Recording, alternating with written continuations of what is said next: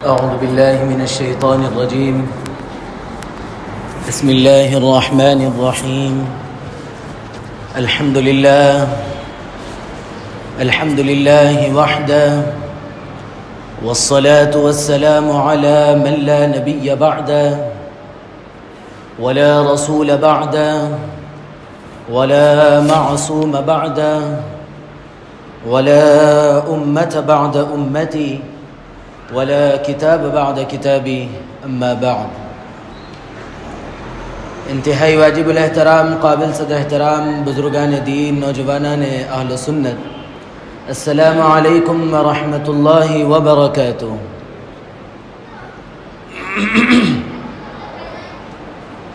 حدیث جبرائیل کا سلسلہ چل رہا تھا. اسی سلسلے میں گزشتہ جو بات آئی تھی وَكُتُبِهِ وَرُسُلِهِ، کہ اللہ نے جتنی کتابیں بھیجی ہے، چاہے وہ بشکل کتاب ہو یا صحیفہ، ان سب پر ہم کو ایمان لانا ہے کہ یہ اللہ کی بھیجی ہوئی کتابیں ہیں، سچی کتابیں ہیں، اور یہ اللہ کا پیغام لے کر آئی ہیں. اور اسی طرح وَرُسُلِهِ، اور رسولوں پر ایمان لانا، یعنی اللہ نے جتنے بھی نبی بھیجے، جتنے بھی رسول بھیجے، وہ اللہ کی طرف سے آئے ہوئے نبی ہیں، وہ اللہ کی طرف سے بھیجے ہوئے رسول ہیں، اور یہ اللہ کا پیغام اللہ کے بندوں تک پہنچاتے ہیں. اور ان لوگوں کے ساتھ اللہ کا ایک خاص معاملہ یہ ہے کہ اللہ رب العزت ان لوگوں کو، یعنی نبیوں کو، رسولوں کو معصوم بنایا ہے. ان سے کسی قسم کی خطا، گناہ وغیرہ سے ان کو مبرہ رکھا ہے. اس کا تذکرہ گزشتہ آیا تھا. اب آگے اللہ کے نبی علیہ السلام فرماتے ہیں کہ والیوم الآخر، اور ایمان لانا ہے آخرت کے دن پر. انسان کی زندگی دو ہے، ایک یہ کہ جو دنیا میں گزار رہا ہے، جی رہا ہے، اس کے لیے اعمال کے مواقع ہے، اور ایک زندگی وہ ہے جہاں اعمال کا بدلہ دیا جائے گا، چاہے وہ اچھا اعمال کرتا ہو یا برا اعمال کرتا ہو، برے اعمال کرتا ہو. ان سب کی سزا و جزا کا جو موقع ہے وہ اس دنیا سے چھوڑ کر جانے کے بعد کا موقع ہے. تو یوم آخرت سے مراد وہ عرصہ ہے جو مرنے کے بعد سے قیامت قائم ہونے اور پھر جنت یا جہنم میں داخل ہونے پر مشتمل جو عرصہ ہے، اس کو یوم آخرت کہا گیا ہے. اور پھر جو احوال قبر کے ہیں کہ سوال جواب ہونے والا ہے، اور پھر اس کو اگر وہ نیک ہوگا تو پھر جنت کی کھڑکیاں اس کی قبر میں کھول دی جائے گی، اگر برا ہوگا تو اس کے لیے وہ وحشتناک مناظر دکھائے جائیں گے. یہ سب چیزوں پر ایمان لانا، اس پر یقین رکھنا، یہ ضروری ہے، اور ایمان کی تکمیل کے لیے یہ لازم حصہ ہے. اور اس میں ایک چیز اور آگے یہ سمجھنے کی ہے کہ اللہ رب العزت نے جب ہم کو اس دنیا میں بھیجا، کیوں بھیجا؟ افحسبتم انما خلقناکم عبثا، کیا تم یہ سمجھتے ہو، یہ گمان کرتے ہو کہ اللہ نے تمہیں ایسے ہی بیکار پیدا کیا؟ ہرگز بھی ہرگز نہیں. اللہ تعالیٰ نے جو انسان کو پیدا کیا ایسے ہی بیکار نہیں کیا، بلکہ اس کو سب سے پہلے تو اشرف المخلوقات بنایا. اور ایک جگہ اللہ تعالیٰ فرماتے ہیں کہ وَلَقَدْ كَرَّمْنَا بَنِي آدم، کہ اللہ نے جو عزت بخشی، جو بلندی دی، وہ کس کو دی؟ بنی آدم کو دی، یعنی انسان کو. اللہ نے جب اتنے اعلیٰ درجے پر منصب کیا تو پھر اس کے بعد اللہ نے اس کا جو ہے مقصد، پیدا کرنے کا مقصد بھی بتایا کہ ہم نے اس لیے پیدا کیا تاکہ وہ عبادت کرے، اللہ کی عبادت، اللہ کی ریاضت میں مشغول ہونے کے لیے اللہ نے پیدا کیا. اور پھر یہ بات آئی تھی کہ صرف عبادات میں لگ کر حقوق العباد کو چھوڑنا نہیں ہے، بلکہ ہم جہاں عبادات کی طرف متوجہ ہوتے ہیں تو وہیں ہم اہم عبادت یہ بھی ہے کہ ہم حقوق العباد کی طرف بھی توجہ دیں.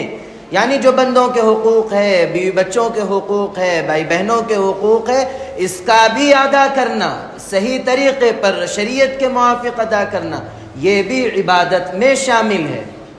اور پھر جب ہم ان عبادتوں کو کر گزرتے ہیں پھر اللہ کی طرف سے بھی عنایتوں کا وقت ہے.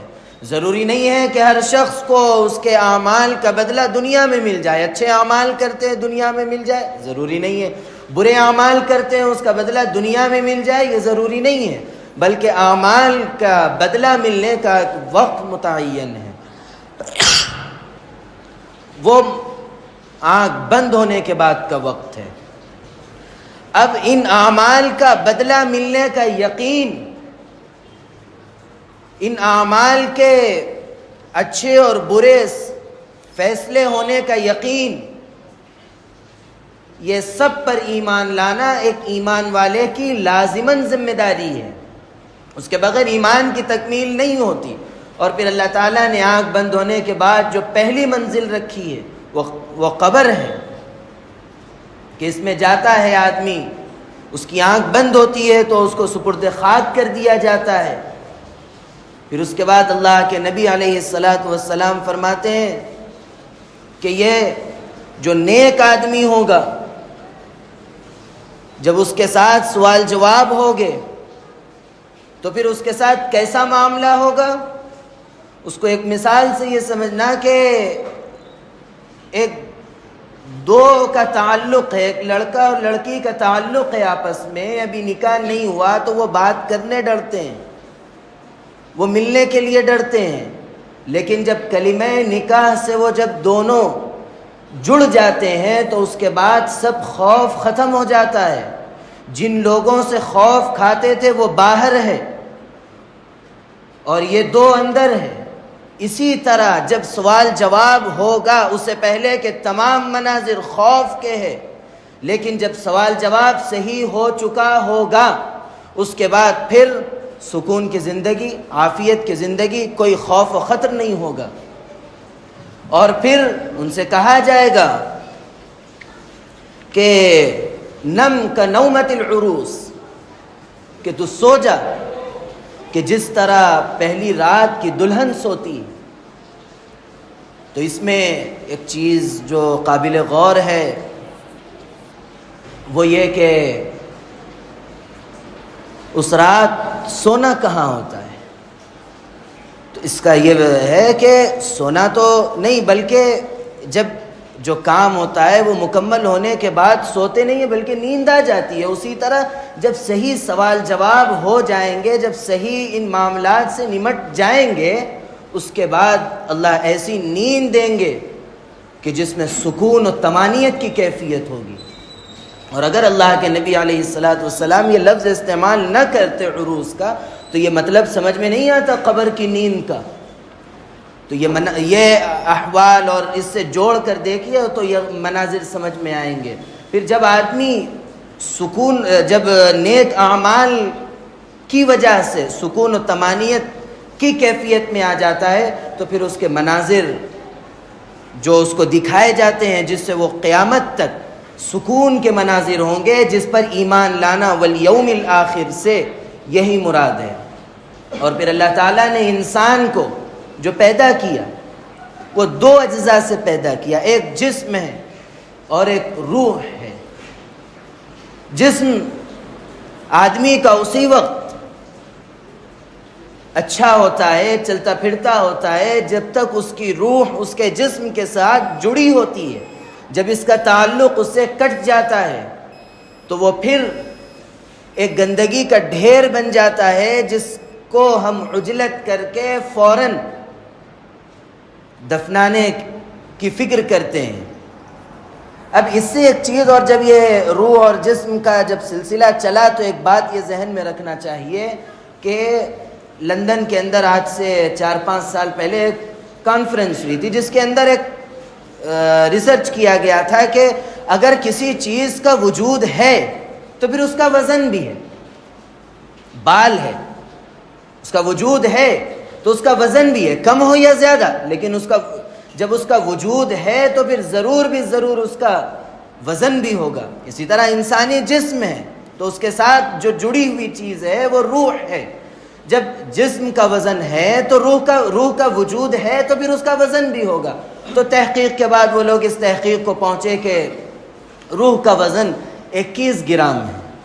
جب یہ 21 گرام انسان کے جسم سے جدا ہو جاتا ہے تو یہ 60-70 کلو کا دھڑ بدن گندگی کا ڈھیر بن جاتا ہے.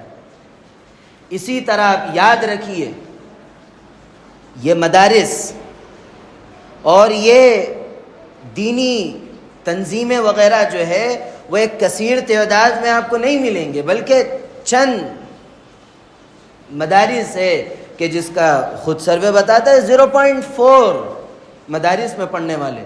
لیکن ہر شخص کو آپ دیکھیے کہ کسی کے بھی شخص میں پیٹ میں درد ہو رہا ہے تو مدارس کو لے کر ہو رہا ہے. کیوں؟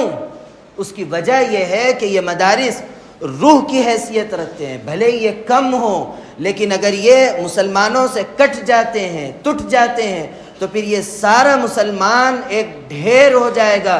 نہ ان کے پاس اسلام ہوگا، نہ ان کے پاس شعار اسلام پر عمل ہوگا، نہ ان کی زندگیوں میں اسلام ہوگا، نہ جناب نبی کریم علیہ السلام کی سنتیں ہوں گی. تو اسی لیے ان کو تکلیف ہوتی ہے. تو اسی لیے ہماری ذمہ داری ہے کہ یہ روح کی ترقی کے لیے، یہ روح کو بچانے کے لیے ہم اس کی حفاظت کریں، اس کی معاونت کریں. معاونت ہمیشہ جب معاونت کا لفظ آتا ہے تو ہرگز یہ مراد نہ لے کے پیسے سے جو ہے مال سے تعاون کرنا، بلکہ افراد سے تعاون کی ضرورت ہے. آپ افراد دیجئے، مال و دولت کا انتظام کہیں سے بھی ہو جائے گا، یہ اللہ کا نظام ہے. اگر کوئی نہ بھی دے تو یہ چل پڑتے ہیں. ضرورت ہے افراد کی. اب جو لوگ مکمل وقت نہیں دے سکتے وہ کم از کم تھوڑا وقت تو دے سکتے. صبح سے شام تک ان کے لیے ذمہ داریاں ہیں، اپنے کاروبار ہے، اگر بچے ہیں تو وہ اسکولوں کی تعلیم ہے، ٹھیک ہے، لیکن وہ کچھ وقت تو 1 گھنٹہ تو وہ دے سکتے ہیں.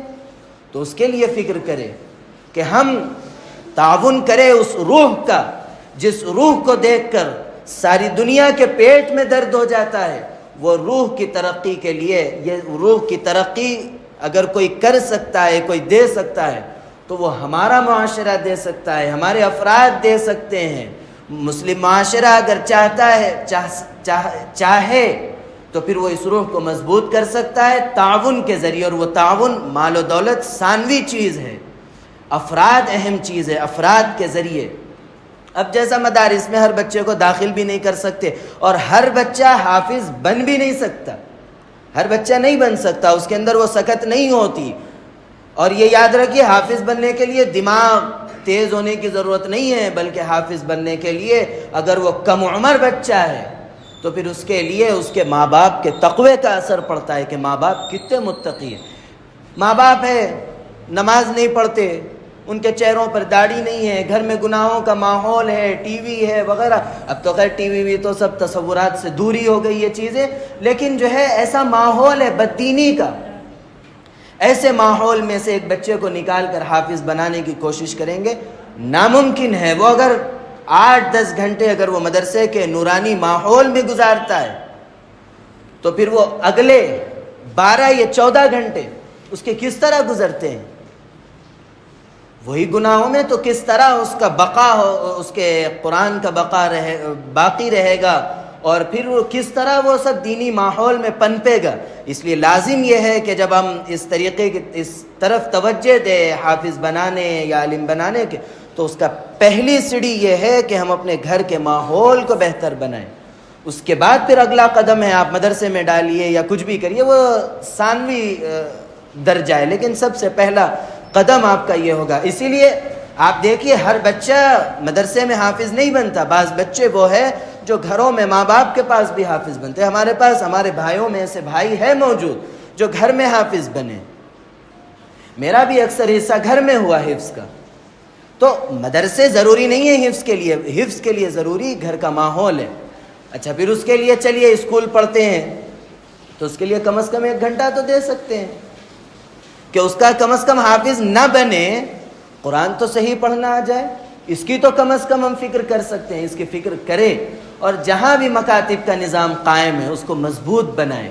اور اس وقت بار بار یہ بات ہمارے سامنے آ رہی ہے، اگر آنے والی نسلوں میں دین باقی رہے گا تو صرف اور صرف ان مکاتب سے باقی رہے گا، کیونکہ جدید تعلیمی پالیسی جو آئی ہے وہ انتہائی خطرناک اور ایمان کی قاتل تحریک اور نظام ہے.